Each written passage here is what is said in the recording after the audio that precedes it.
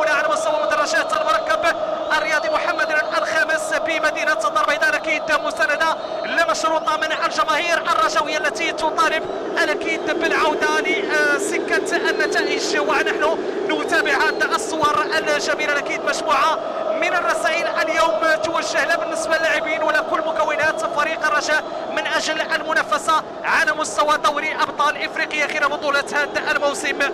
طبعا طلقت المقابله تنقابل اكيد الدقائق الاولى من هذه المواجهه، صوره من الصور الجميله اللي تعودنا عليها بالنسبه لجماهير فريق الرجاء الرياضي.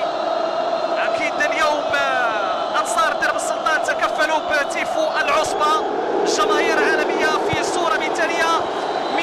طبعا الابداع والاقناع على مستوى المدرجات.